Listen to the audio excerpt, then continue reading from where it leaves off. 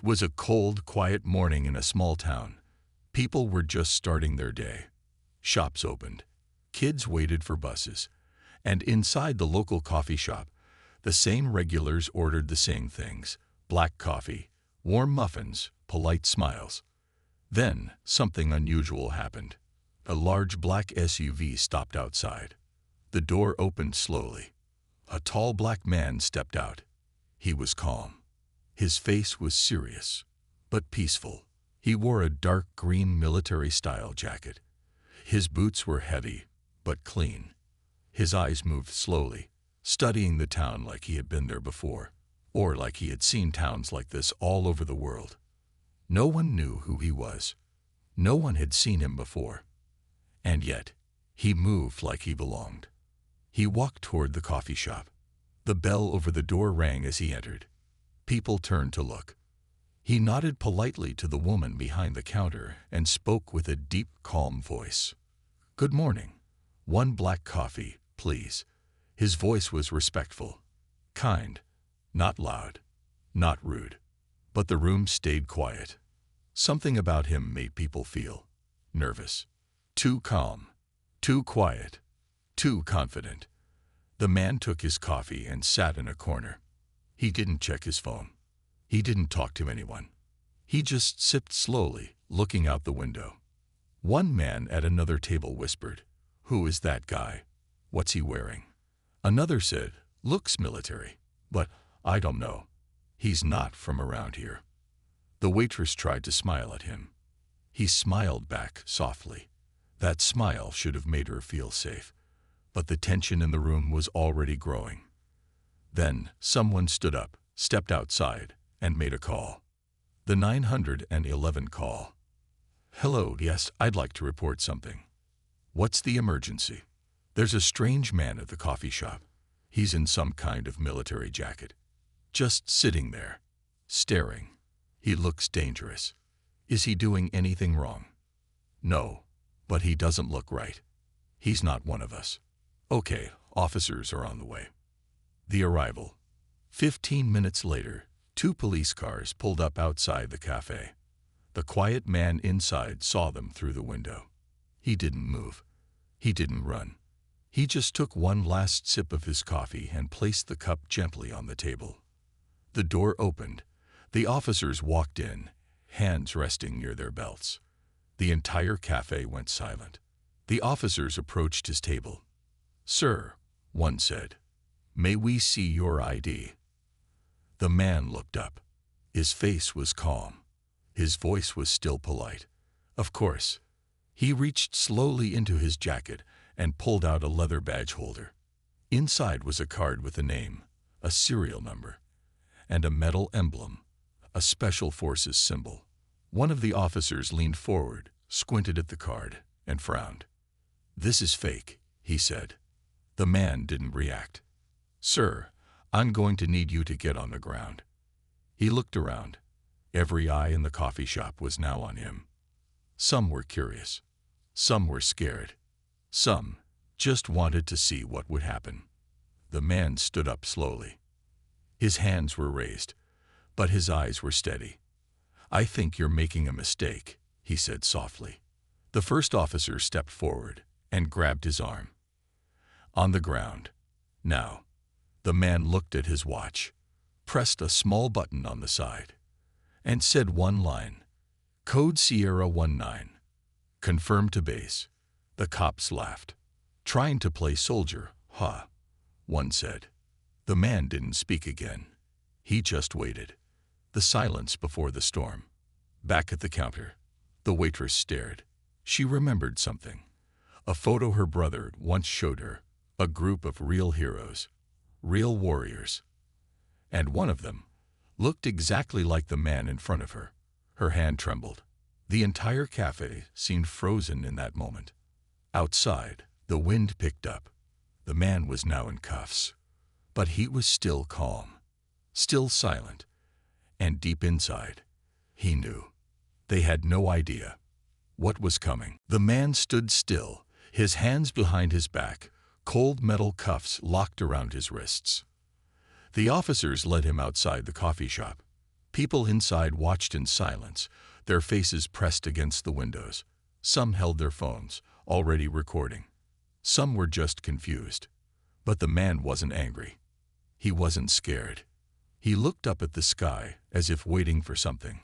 The wind blew stronger now. Clouds were thick. The small town seemed quieter than usual, like the air itself was holding its breath. One of the officers, a young cop with sunglasses and a badge that still shined like it was brand new, pushed him toward the police car. "Big guy like you," the officer said. "Bet you thought you could scare people in your fake uniform." The man stayed silent. The watch on his wrist blinked once, then again. Then a voice came through. A voice so clear, so sharp, it made the young officer freeze. "This is Command Central. Confirm code Sierra 19. The man spoke one sentence. "Sierra 19 confirmed. Commander McAllen requesting immediate eyes on Unit Bravo." Silence. Then another voice, this time deeper, stronger. "Commander McAllen, copy that. Hold your position. Agents en route. Civilians in danger." The cop looked around. Who are you talking to?" The man turned his head slightly. His eyes were calm. "You're about to find out." The shift. The officers exchanged confused looks. One tried to grab the watch. "Take that thing off." But the man stepped back, not running, just enough to keep the watch away. "Final warning," the man said. "You are interfering with federal operations." Another voice came through the watch. "Local PD has breached protocol. Elevating to Tier 2. Sending in clearance team." The older officer, who had been quiet until now, suddenly looked nervous. He grabbed his radio. "Dispatch, this is Unit 12. We have a false alarm." The radio crackled. "Negative, Unit 12. Step away from the suspect immediately." "What?" "Step away." The arrival. Then came the sound. It was low at first, like thunder in the distance. But it wasn't thunder. It was engines. Black SUVs, 3 of them, turned onto the street at once. They didn't stop at traffic lights. They didn't slow down. They moved like they owned the road. Within seconds, they pulled up outside the coffee shop. Doors opened fast. Men in black suits stepped out. Some wore earpieces. Some carried equipment. One of them held a folder marked "Confidential, eyes only." The man in cuffs didn't move. He just waited. The agents moved toward him. "Commander McAllen," one of them said, "we apologize for the delay." He nodded. "Right on time." The agent turned to the cops. "Uncuff him. Now." The young officer laughed nervously. What's going on?" "He's under arrest." The agent's eyes narrowed. "Do you have any idea who you just arrested?" Silence. The older officer spoke first. "No, we thought he was pretending." The agent stepped forward. His voice turned colder. "You just handcuffed a Delta Force commander.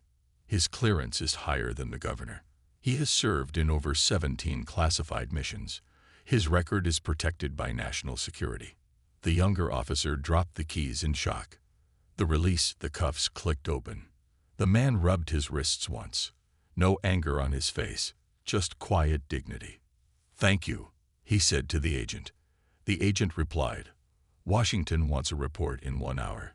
Helicopter en route." The man nodded. The agent looked at the 2 cops. "You 2 are to report to Internal Affairs." "Now."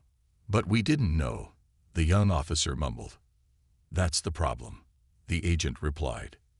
"You saw a black man in uniform and assumed he was lying. He didn't threaten anyone. He didn't raise his voice, but you treated him like a criminal." People in the crowd were still watching. Recording. Whispering. A boy looked at the man and asked his mom, "Is he a superhero?" The mother smiled softly, eyes full of tears. "No, baby. He's something even better. He's real." Back in the SUV. The man climbed into the back seat of the SUV. As the convoy drove away, he looked out the window at the town disappearing behind him. His face showed no pride, no revenge, only one thought. As the black SUVs disappeared from the small town road, people stood in silence. No one sipped their coffee anymore. No one laughed. Even the police officers didn't speak. They just stood there, stunned. Inside the moving SUV, the quiet man sat still. His eyes looked out the window, but his mind was far away. Back in time, 25 years ago. He wasn't always this silent or this serious. His name was Commander Elijah McCallan. But back then, he was just Eli, a skinny black boy from a rough part of Georgia, a kid who knew how to survive, not because he was strong, but because he learned to listen, to wait, to act when no one expected it. He wasn't a troublemaker. He was a watcher, a thinker, a quiet storm. The first fight. When he was 10 years old, a group of older boys tried to push him into a ditch behind the school. He didn't fight back. Not at first. He waited, listened. Then when they weren't ready, he dodged, rolled, and sprinted away. The coach who watched from far away that day didn't just see a fast boy. He saw something else. "That kid moves like he can see time," the coach whispered, joining the army. At 18, Elijah joined the military. He didn't tell his friends, didn't throw a party. He just left. Boot camp didn't break him. It made him sharper, quieter, and soon, deadlier.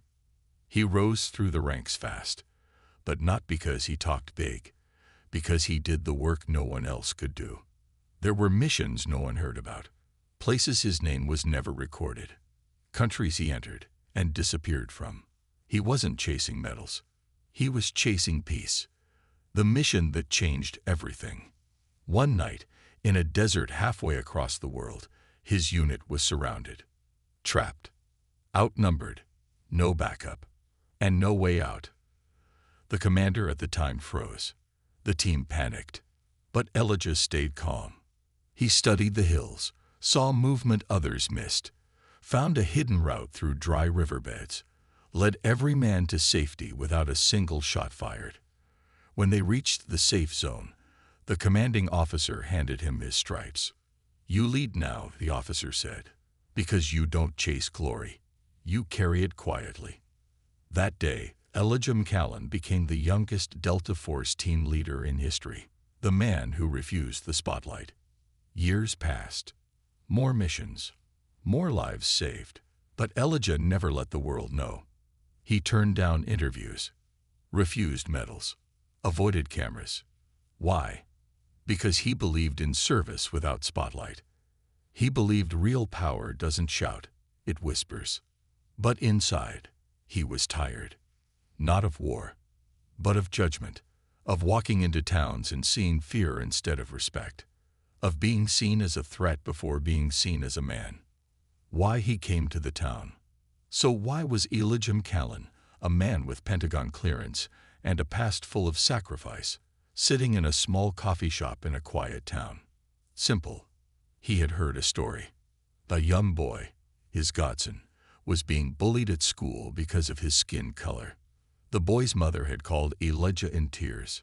She didn't want violence. She wanted presence. She wanted her son to know he wasn't alone. Elijah didn't come to scare anyone. He came to sit in silence, so a boy in that town could feel safer knowing someone powerful cared. But people judged too fast. One call, one glance, one assumption. That's all it took for strangers to forget what kind of man Elijah really was. But Elijah knew something they didn't.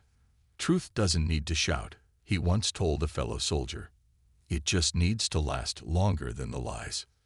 Meanwhile, at the Pentagon, back in Washington, high-ranking officials were watching the footage from the coffee shop. One general slammed his fist on the desk. "That town has no idea what they just did." Another official nodded. He could have shut that town down, but he didn't. He showed more restraint than any of us would have. A third officer looked at the screen quietly. "He didn't just walk away," she whispered. He taught them something, without saying a word. The black SUVs had gone, the agents had left, and the quiet man, Commander Elijah Callan, was no longer in sight. But the town was not the same.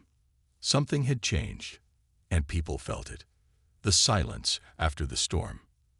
At the coffee shop, the customers stayed quiet. No one knew what to say. Some looked at the floor, embarrassed. Others kept watching the door, like he might come back. The barista, a young girl named Jenny, wiped the counter slowly. He said, "Thank you" to me, she whispered. Even when the cops were rude, he said thank you. Her voice cracked. I didn't do anything to help him.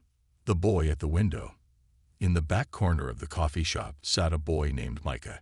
He had been there with his mother, quietly sipping chocolate milk when the police stormed in. Micah was only 10, but he saw everything.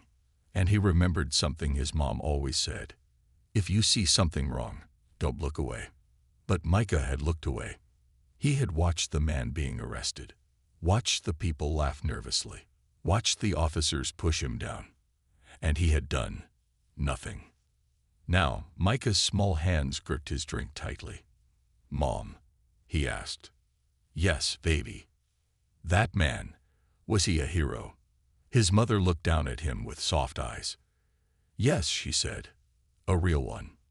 The teachers at the school. At the town's local school, the staff room was buzzing. The principal, Mr. Tanner, stood at the front, holding his tablet. A video of the arrest had gone viral overnight. People across the country were sharing it. What do we do? One teacher asked. This doesn't look good. Another added, my students asked me if the man was a criminal. Mr. Tanner shook his head. No, he said firmly. He's a soldier, a commander, higher ranked than anyone in this town. He came here because of a child. He didn't raise his voice. He didn't resist. He paused. And we all judged him before we even said hello. The pastor's words. That Sunday, the small church in town was full. More than usual. People came because they were curious. Some came because they felt guilty. The pastor, an elderly black man named Reverend Paul, stepped up to the pulpit. He looked out at the crowd for a long time before he spoke. I've seen many storms in my life, he said. Some with rain, some with fire, but the worst ones come with silence. He held up a printed photo of Commander Elijah Callan. This man came here for peace. He walked into our town with calm. But we met him with fear. Some in the crowd looked down. Others nodded slowly. The world saw what we did, the pastor continued. Now the question is, what will we do next? The chief of police faces the heat. At the police station, Chief Wallace sat in his office, staring at a file on his desk. It was Elijah's file. Thick, red-stamped, top seal urance. He wiped sweat from his forehead. Two of his officers, those who arrested Elijah, stood in front of him. Do you know what you've done? The chief asked. The younger officer stammered. He looked suspicious. We were being careful. Careful, the chief barked. You handcuffed a Delta Force commander. You thought his badge was fake. The room went quiet. Do you know how many medals he's turned down? How many lives he saved? The officers didn't respond. You didn't see a man, Chief Wallace said. You saw a threat. And you were wrong. Elijah's message reaches the town. That evening, the mayor called an emergency town meeting. The community center filled up fast. Everyone was talking. Some people were angry. Some were embarrassed. Then, a screen turned on. It was a recorded message from Elijah Callan. He had sent it from a secure military base. He stood in front of a simple gray wall, his eyes calm. I didn't come to your town to fight, he began. I came for a child, a boy who needed to know he mattered. I didn't come to judge your town. I came to help one person feel safe. He paused. I forgive what happened, but forgiveness isn't the end. It's the beginning. You still have time to do better. The screen went dark.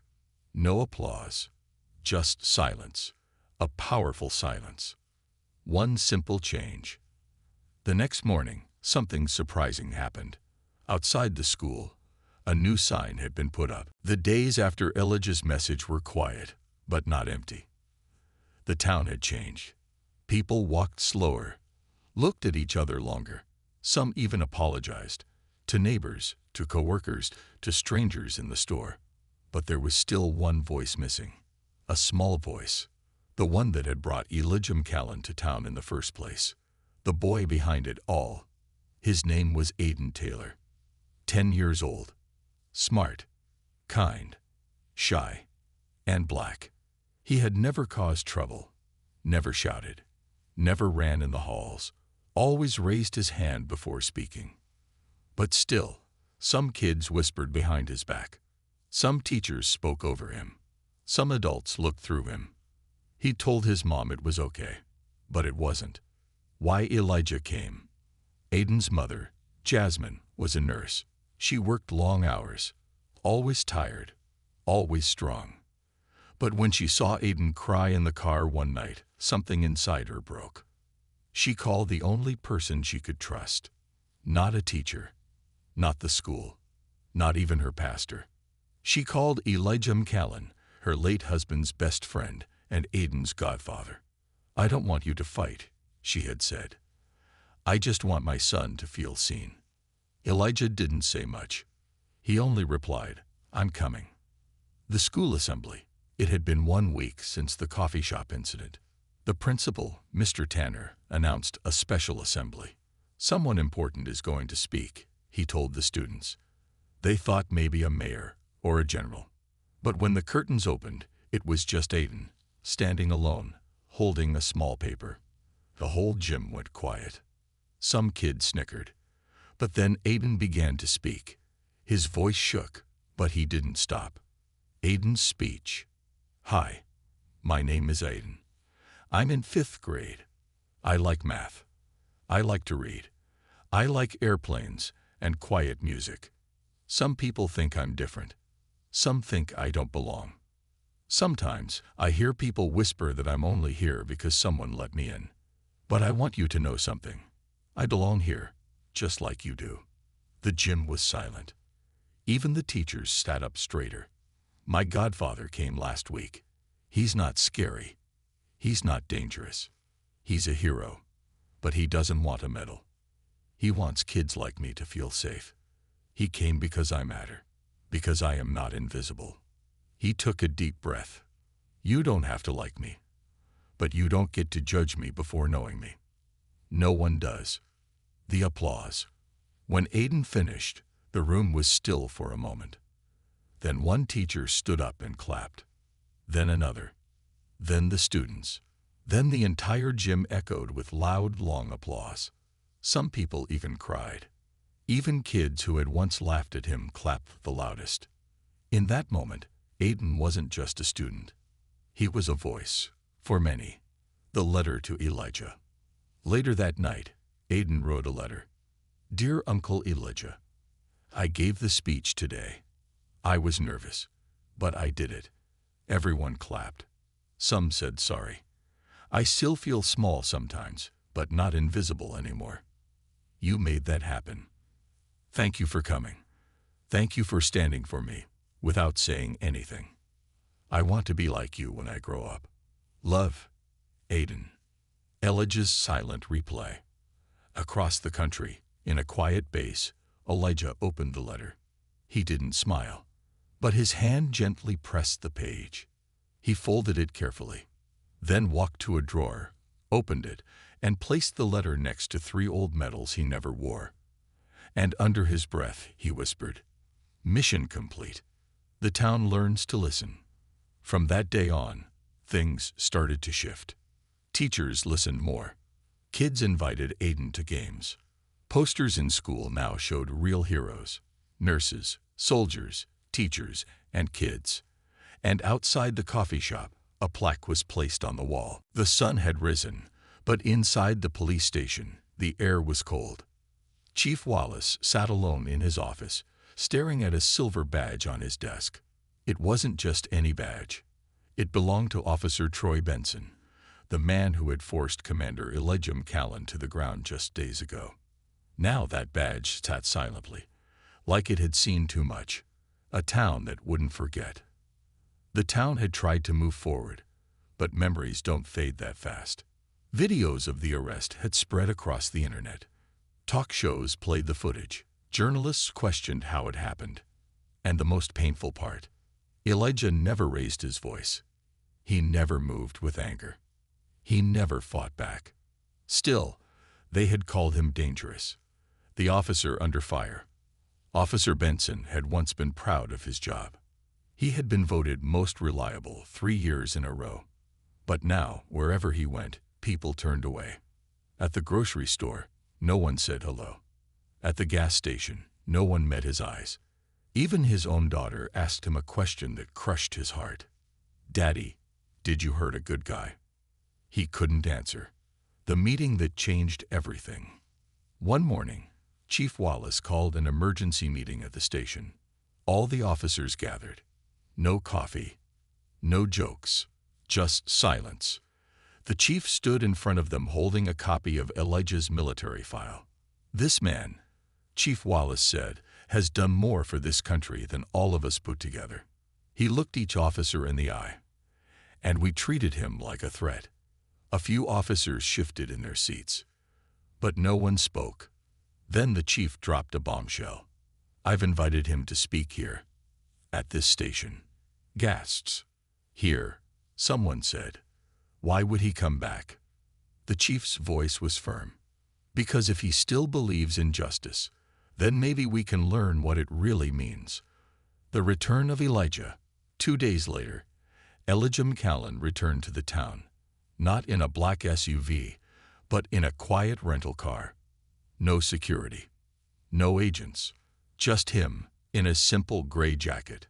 He walked through the police station doors. No one stopped him this time. No one looked confused. They all knew who he was now, and they knew they had something to learn. Elijah's words to the officers. In the main hall, Elijah stood calmly in front of the officers. He didn't yell. He didn't blame. He simply said, "When I was on missions, we were told, never assume. Never assume someone is harmless. But also, never assume someone is dangerous just because of their face." He paused. "You looked at me and saw fear. But I looked at you and hoped you'd see respect. We both failed that day." The officer who broke down. Suddenly, Officer Benson stood up. His hands shook.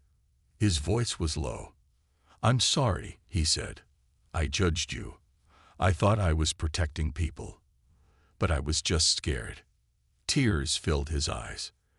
"That badge on my chest used to mean something. Now it just feels heavy." He reached into his pocket and took out his badge. "I don't know if I deserve this anymore." He placed it on the table. Elijah walked over slowly. He looked down at the badge, then up at Benson. And then he pushed it back. "It's not about the badge," Elijah said. "It's about what you do with it tomorrow." The shift begins. From that moment, things began to shift inside the station. Training was updated. New books were added to the break room. Conversations, real ones, started happening in the halls. For the first time, many officers saw their job differently. Not as power, but as protection. The Wall of Honor.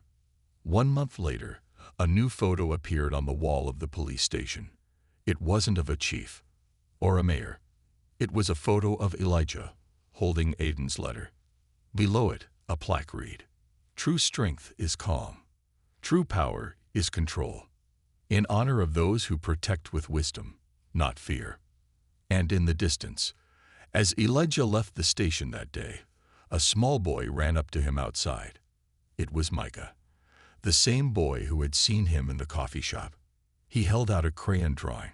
It showed Elijah standing tall, and a group of officers saluting him. "You changed them," Micah said, "even the ones who were wrong." Elijah smiled. "No," he said, "you did. with your voice, with your eyes, with your hope." Micah grinned, then ran back to his mom. The town had changed, not with big parades or banners, but with quiet actions, with children feeling safe in classrooms, with officers slowing down before judging, with teachers asking, not assuming. But even after the speeches, the letters, and the broken badge, one mystery still remained. Who was Elijah McCallan, really? Most people now knew he was military, but no one really knew what he did. He never bragged, never told war stories, never spoke about his medals. But one man needed answers: Detective Harold King. He had served 25 years in local law enforcement, and something about Elijah had stayed with him since day one. So one night, after everyone had gone home, King sat at his desk and opened an old contact book. There was one number he never thought he'd call. But tonight, he did. The call to the Pentagon. He dialed. The line buzzed. Then a voice answered, calm and alert. "Pentagon clearance line. State your name and request." King cleared his throat. "Detective Harold King.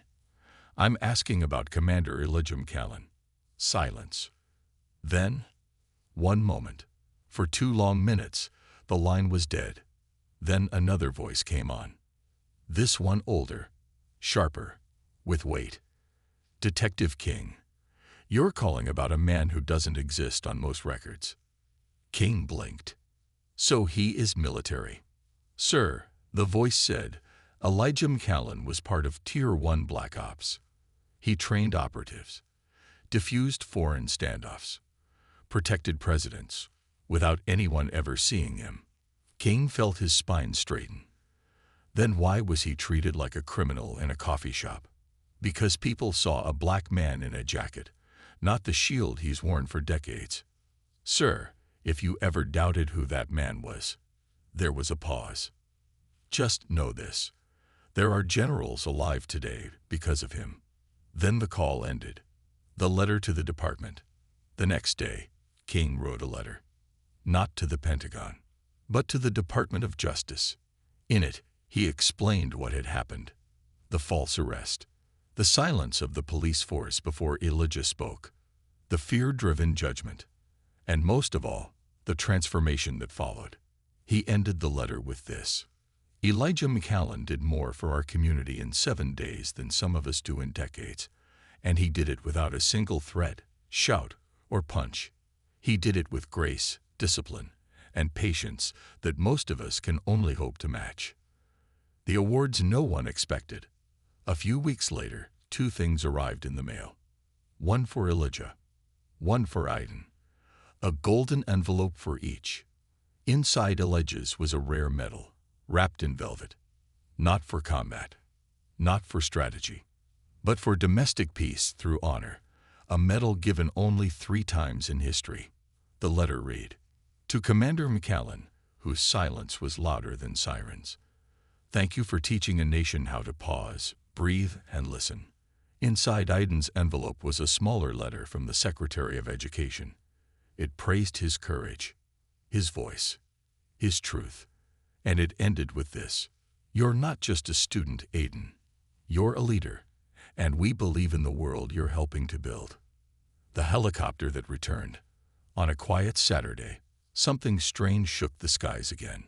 Children looked up. Teachers paused on the football field. A helicopter hovered above the school playground. It wasn't loud, but it was strong, clean, military grade. It slowly descended, and from it stepped a familiar figure.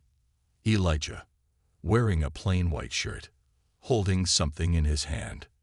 He walked to Aiden, knelt down, and handed him a small box. "This," Elijah said softly, "is my compass. It's guided me through storms, deserts, and battlefields. Now, it's yours." Aiden opened the box and smiled. Inside was a compass, scratched and old, but still pointing north. "Always follow your truth," Elijah said, "even when others don't see it yet."